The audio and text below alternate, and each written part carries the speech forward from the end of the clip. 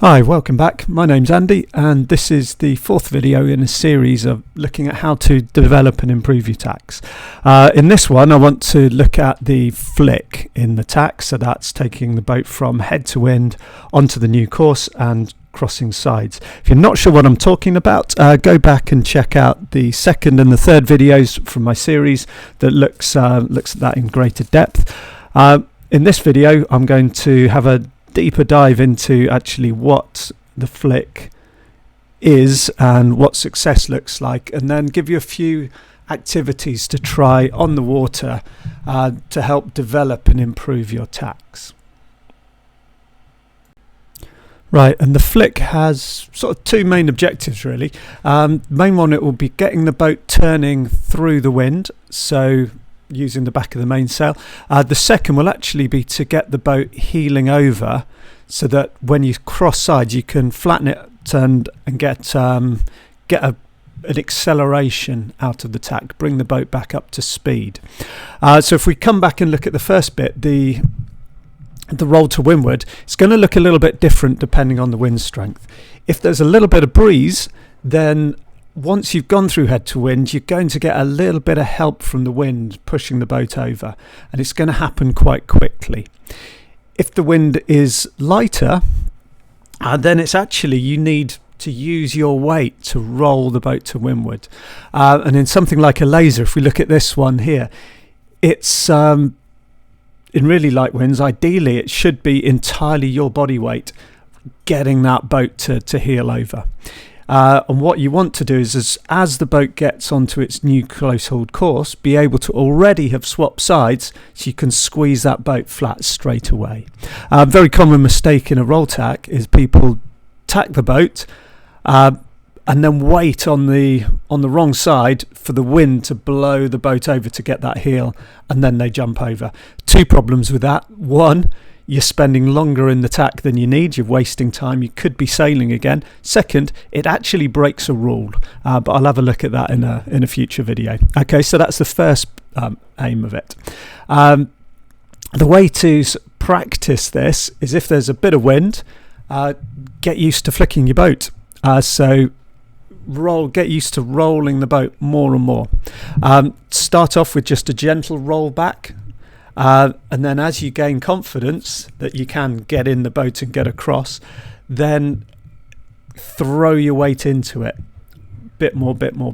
Eventually, hopefully, you'll be confident enough to really roll the boat hard on top of you and spin it through the wind. But it's a gradual process. So just keep trying bit by bit. For the second sort of objective of the flick, actually getting the boat heeling to windward, again that will develop a little bit with just throwing your weight back a bit more. But often this happens, it's more critical when the wind is light, where you do want a bit of heel to help you get back up to speed out of the tack. And for this, it's finding how you can actually grab hold of bits of your boat with your arms, but also using your legs and actually really pull the boat over on top of you. So here we've got a video, no wind at all, or pretty much nothing, and getting out and really using the weight to get that boat heeling. In this one, in a laser or Ilka, using the back leg and hooking it under the tow strap to really pull the boat on top of you can really work. But get out. If you find no wind, get out, have a practice. And the other thing you can actually try in no wind is getting used to the boat rolling over. And that is something, if you're new to roll tacking, feels a little bit unusual. If you're trying to keep the boat flat most of the time, and now I'm asking you to really roll it backwards and forwards. So to get the hang of that, you can get out in no wind at all. Get used to rolling that boat.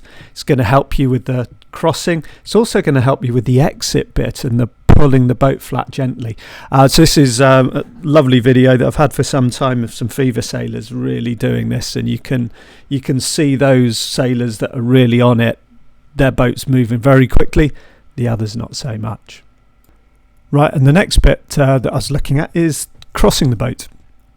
Okay, and crossing is quite, the timing of it is pretty critical, and we'll have a look at a few of these snapshots here of people crossing.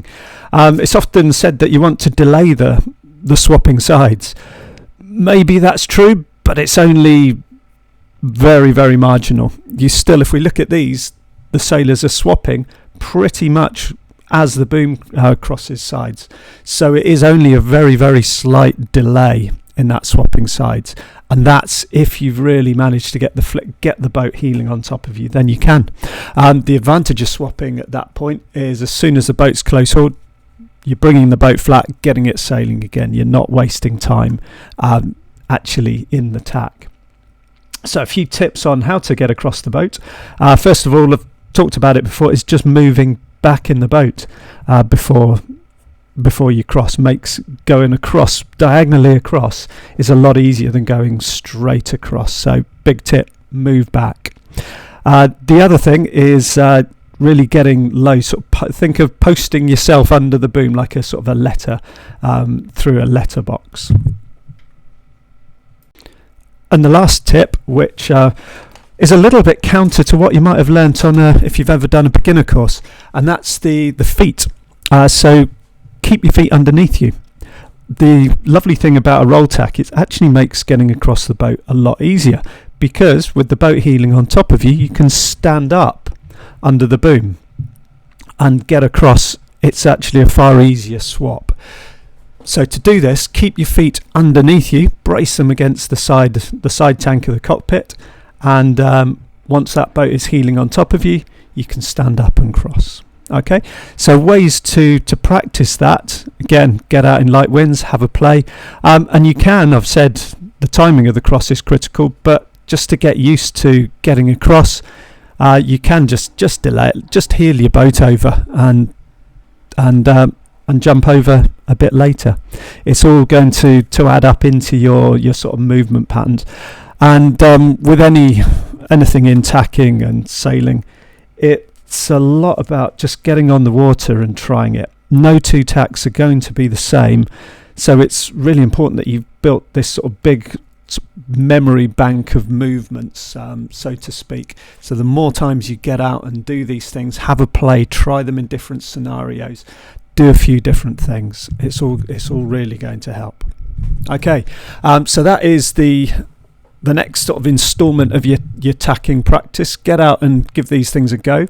In the next one, I'll be looking at the exit and just bringing it all together and giving you a few exercises to try to just sort of, like I said, vary the tacks and build up that memory bank. Okay, hopefully this has been useful. If it has, give me a like and subscribe for more videos. Okay, thanks. Bye.